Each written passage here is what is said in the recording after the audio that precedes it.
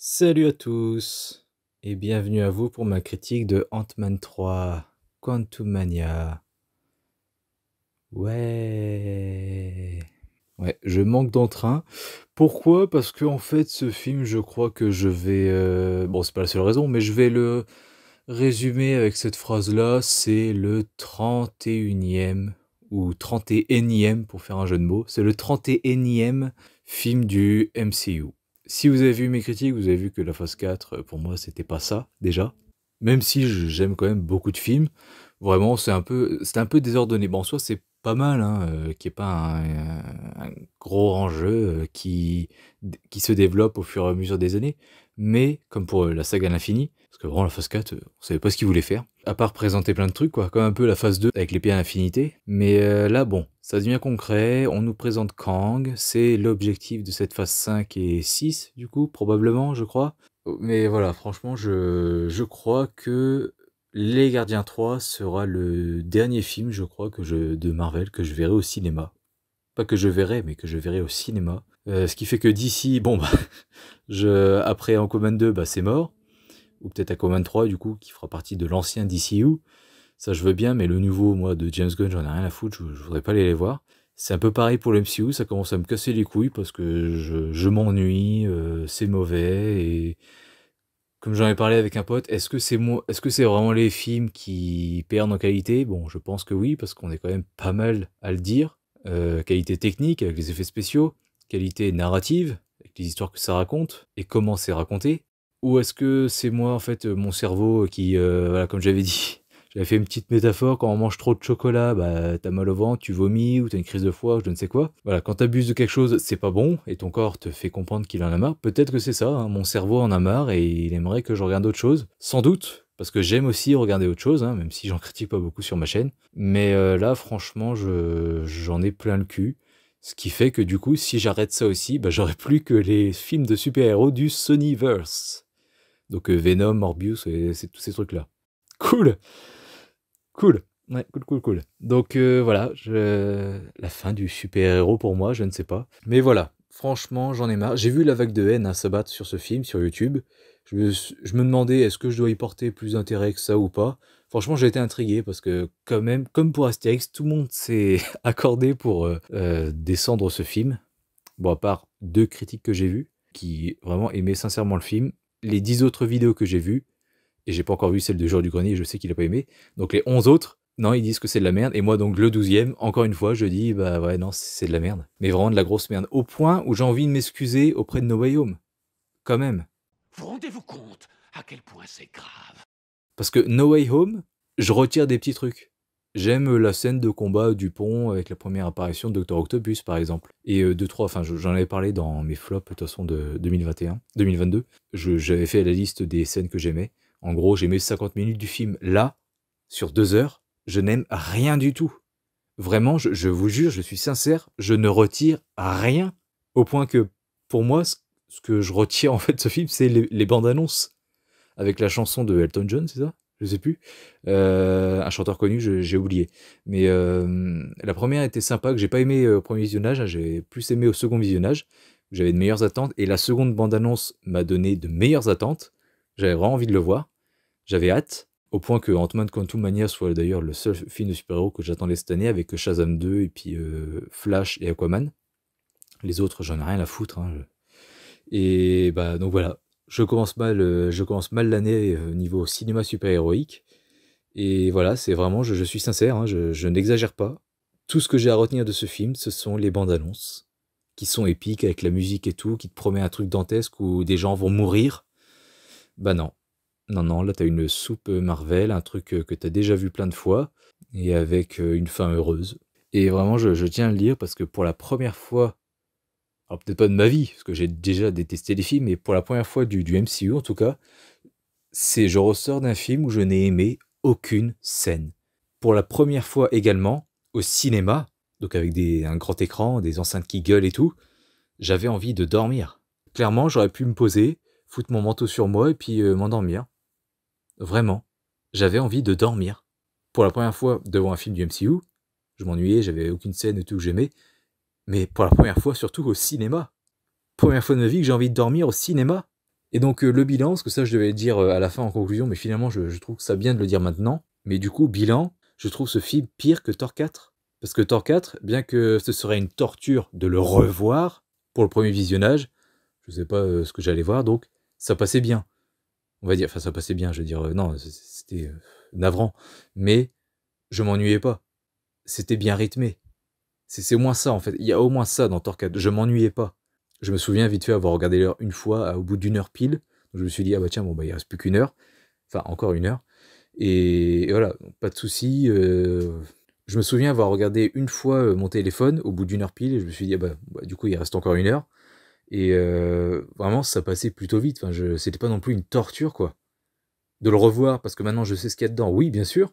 Mais sur le moment, ça passait, on va dire. Là, c'est juste vide. C'est l'ennui profond. Et c'est ça qui est chiant, c'est qu'en sortant, bon là j'ai des arguments, vous en faites pas, je vais y venir, mais c'est tellement vide qu'en fait j'étais même pas énervé comme Torquat parce que j'avais pas plein d'éléments à pointer du doigt pour gueuler. C'était juste, ouais non, bah c'est vide. Et donc du coup là, Torquat, pas de soucis, c'était pas ennuyeux, bien que navrant et grotesque.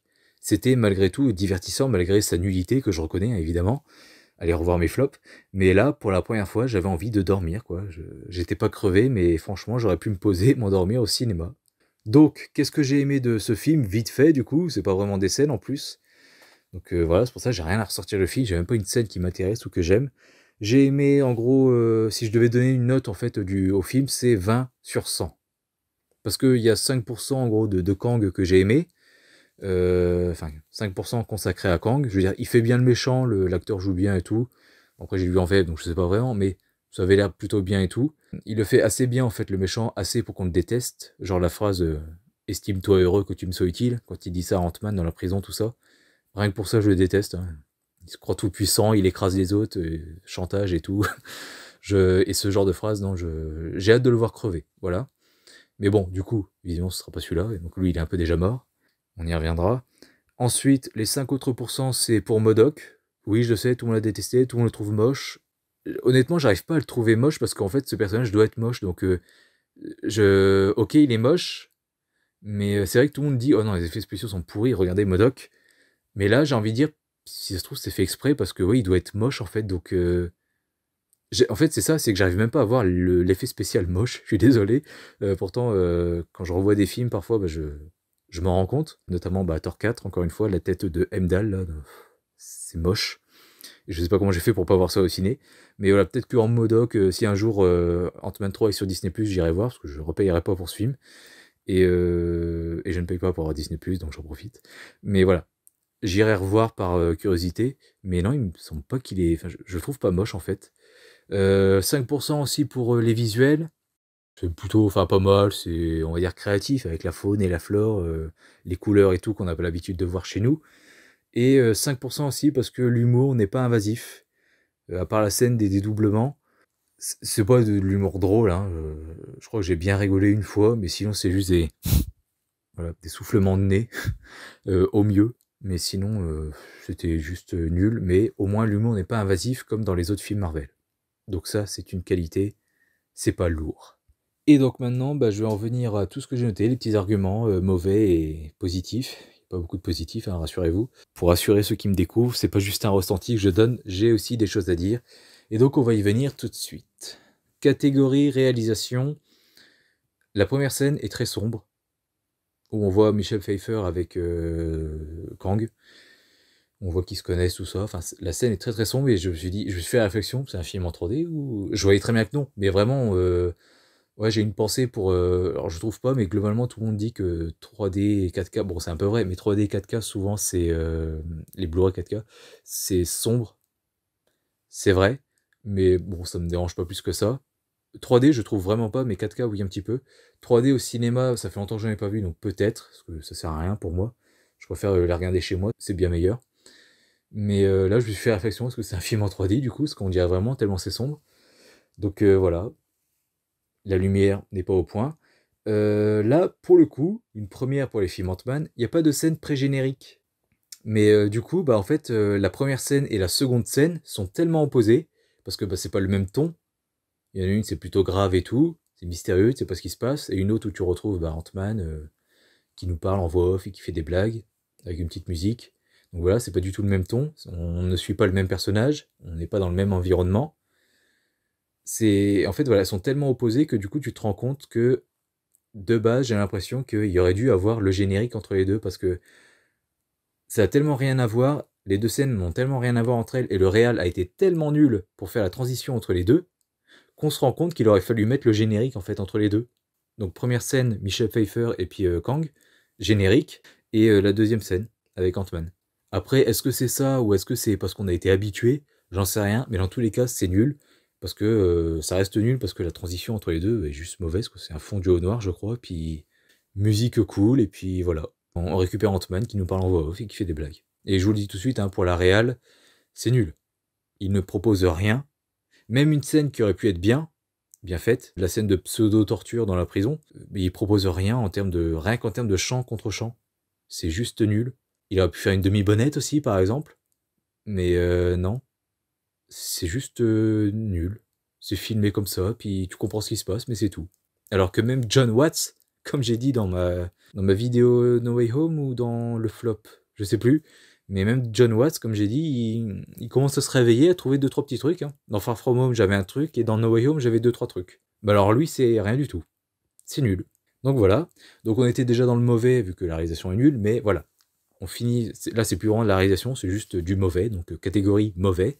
Ce que je n'ai pas aimé dans ce film, enfin une des nombreuses choses que je n'ai pas aimé dans ce film, c'est à voir avec Cassie. Il y a plein de choses que, la fille de Scott, il y a Ant-Man, il y a plein de choses que je n'ai pas aimé avec elle. Notamment, bah, en gros, son entrée dans le film, on va dire. Alors le truc qui est bien, c'est que oui, on a l'impression qu'elle suit les traces de son père, comme si elle voulait exister à ses yeux ou je sais pas quoi. Sauf que bah, il n'y a pas ce problème à ce niveau-là.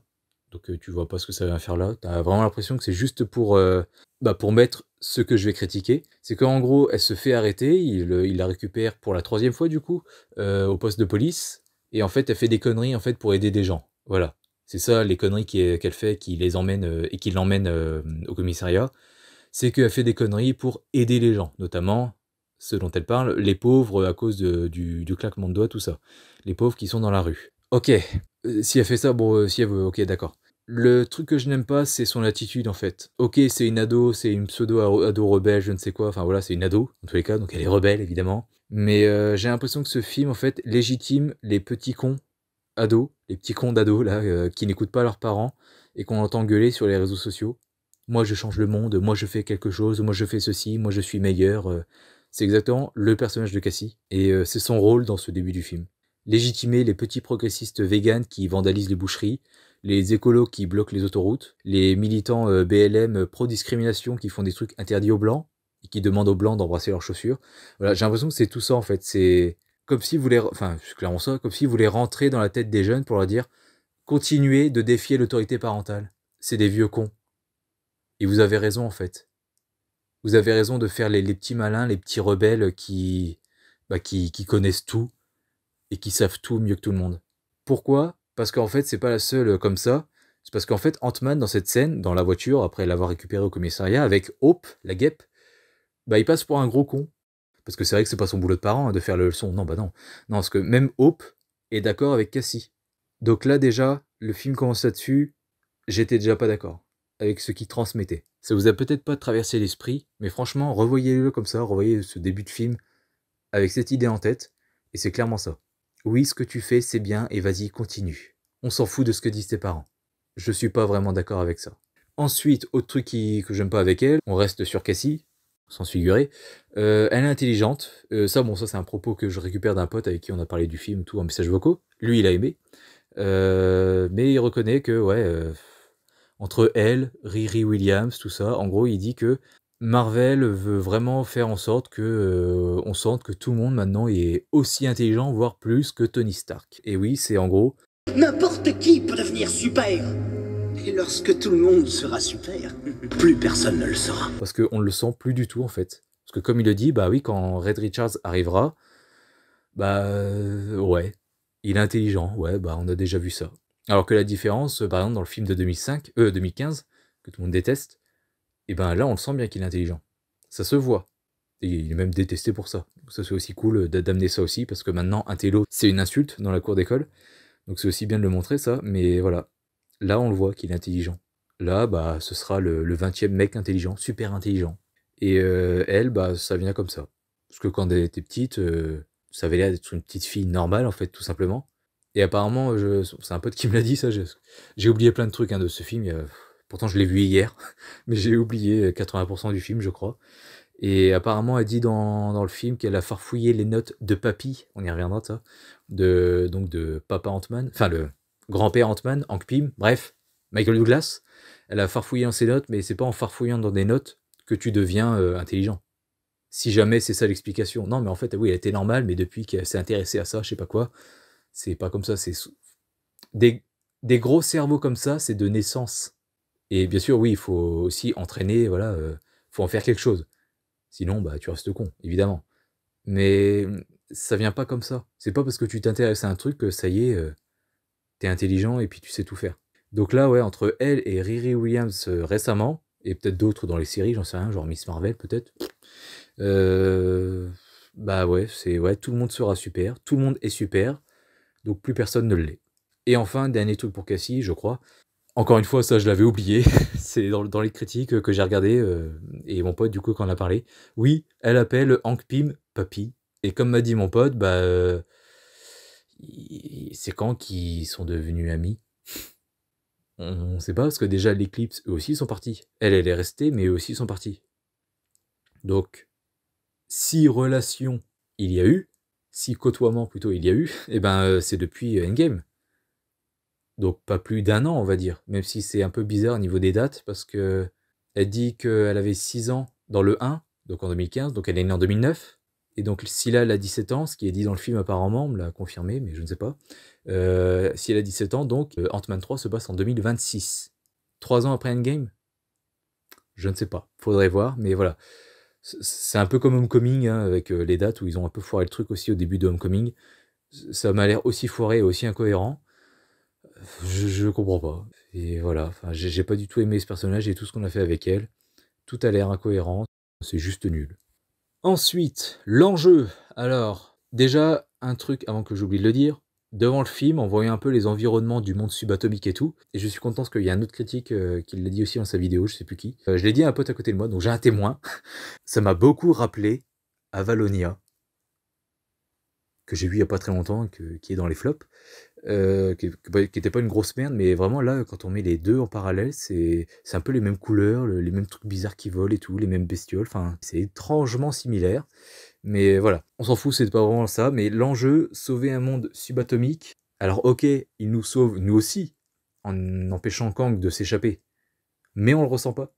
C'est comme pour Avalonia, en fait, sauver un monde et tout, et que dont personne n'est témoin, et en fait, on le ressent pas. C'est ce qu'a bien fait, par exemple, les Gardiens de la Galaxie 2, c'est qu'au moment où il faut tuer Ego, eh ben, on voit des morceaux de lui, je sais pas comment dire, mais la plante qu'il a plantée, grossir et puis faire des dégâts sur Terre, et un peu partout, mais sur Terre. Donc on voit que, vite, il faut se bouger le cul et puis il faut le tuer, quoi. Là, bah, tu t'en fous. Parce que les dégâts de Kang, tu ne les ressens pas dans le monde réel. Si t'as vu quelques images de buildings qui s'effondrent ou je ne sais quoi, pourquoi pas? Mais ça aurait été difficilement concevable et explicable, mais au moins, j'aurais eu un petit attachement et j'aurais vu que cette petite aventurette aurait eu du sens et un intérêt. Parce que là, personne ne s'en rend compte et puis c'est même pas dans le vrai monde, donc franchement, enfin, je sais pas comment dire, mais vraiment, niveau enjeu, pour moi, c'était mort. Je veux dire, sauver un monde que je ne connais pas, qui est autre, je m'en fous. Et entre l'enjeu et tout, qui est un peu nul, l'histoire racontée et tout, le côté petite aventurette, l'absence de Louis et les deux autres potes, l'absence de la famille de Cassie, tout ça, qui en soi, bon, moi, il n'y a que Louis vraiment qui me manque, mais au moins les autres, voilà, ça habillait le vide en fait. On voyait moins le vide parce qu'ils étaient là, il y avait une petite présence. Là, il n'y a plus rien. Donc entre ça, l'absence des personnages acteurs et la faiblesse du scénario, de l'enjeu, je sais vraiment pas comment dire, mais le désintérêt total que j'ai pour ce truc, et la petitesse, pour moi, sans mauvais jeu de mots, du scénario, enfin de l'enjeu, j'ai vraiment pour la première fois, encore une fois, d'un film du MCU, j'ai pour la première fois l'impression de voir un épisode de série télé. Alors que beaucoup le disent depuis, je sais pas, 2017, 2016, ou même la phase 2, maintenant c'est que des épisodes de série télé, de remplissage ou je sais pas quoi avant le grand final. Je le ressentais pas vraiment, pour moi c'était vraiment des films, et là ouais, j'ai l'impression de m'être retrouvé sur Disney+. Je me suis déplacé, donc j'ai perdu du temps et de l'essence pour voir un truc que j'aurais pu voir gratuitement sur Disney+. À moins qu'il l'ait rendu payant comme Mulan ou des trucs comme ça, bien sûr, mais vous avez compris quoi. C'est dingue. Ce n'est clairement pas un film, je suis désolé.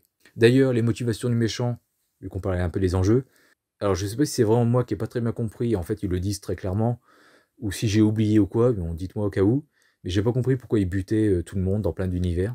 Enfin, c'est quoi son but exactement, pourquoi il fait ça, c'est quoi l'élément déclencheur. C'est peut-être que moi, mais bon voilà, au cas où.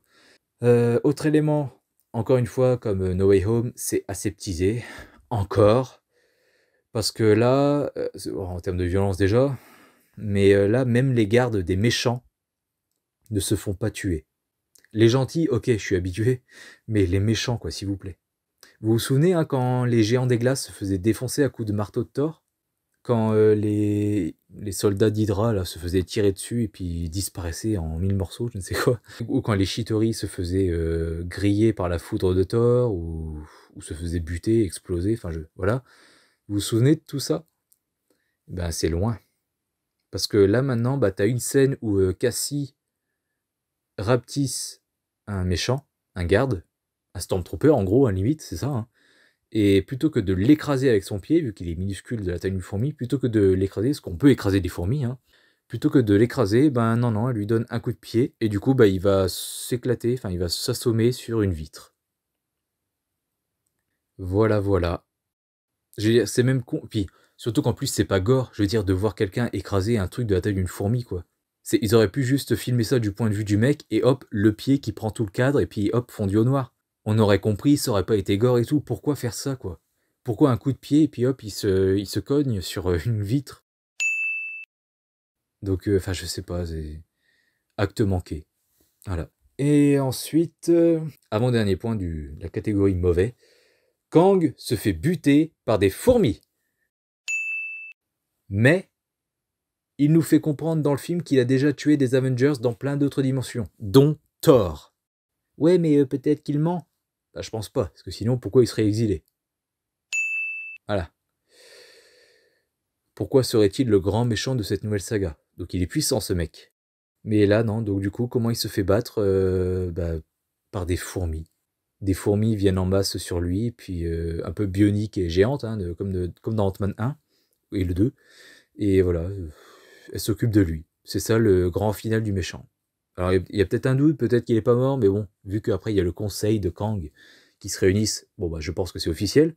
Et j'ai un pote qui m'a dit, celui qui a aimé le film, qui a dit, bah moi après voilà, je sais qu'il y a plein de Kang dans plein d'univers, tout ça et tout, il meurt déjà dans Loki. Voilà, il se doutait qu'il allait mourir là aussi et que c'était pas le Kang de Avengers 5.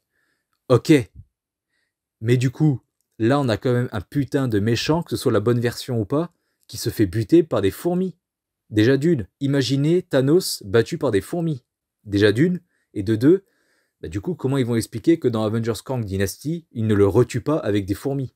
Oui, d'ailleurs, ils feront très certainement une blague dessus, Ant-Man qui dit quoi? Kang revient? Bah, on l'a tué avec des fourmis, on pourra le refaire. Ils feront certainement une blague comme ça. Mais là, du coup, il fera quoi le mec? Il va créer un virus pour les fourmis, et là, du coup, c'est bon, on pourra plus le tuer? Faudra prendre autre chose? Enfin, très bizarre, quoi. Et enfin, encore une fois, peut-être que j'ai oublié, parce que ce film est oubliable et j'ai déjà oublié 80% du truc, et que j'ai pas suivi sur le moment, mais Janet n'a plus de super pouvoir. Je veux dire, à la fin du 2, elle guérit Ghost avec ses super pouvoirs, qu'elle a hérité de son voyage de 30 ans dans la zone quantique.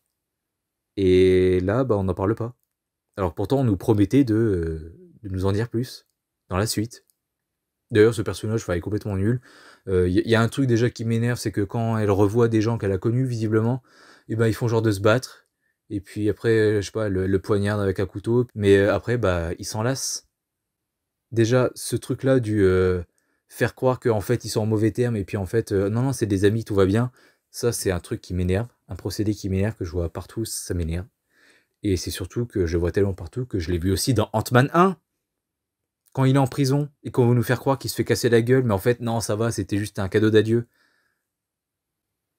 Là, franchement, entre ça et... En plus, oui, Ant-Man apparemment a des accusations de... Enfin, De la part des critiques, hein, pas officielles, mais des critiques sur YouTube. Des gens ont dit que ouais, il y avait beaucoup de repompage de Rick and Morty. Alors je sais pas, je regarde pas. Mais entre ça et ce que j'avais dit, la blague de No Way Home, qui est un peu comme Taserface dans Les Gardiens 2, enfin bref, allez voir mon flop de 2022, j'en parle. Ils l'ont refait dans No Way Home avec Dr. Octopus, et là, bah pareil, ils ont repris ça. Ils n'innovent pas à ce point hein, quand même, hein. C'est quand même dingue. Mais voilà, donc déjà, j'ai pas aimé ça. Autre chose que je n'ai pas aimé avec Janet, c'est qu'elle ne veut pas tout révéler aux autres.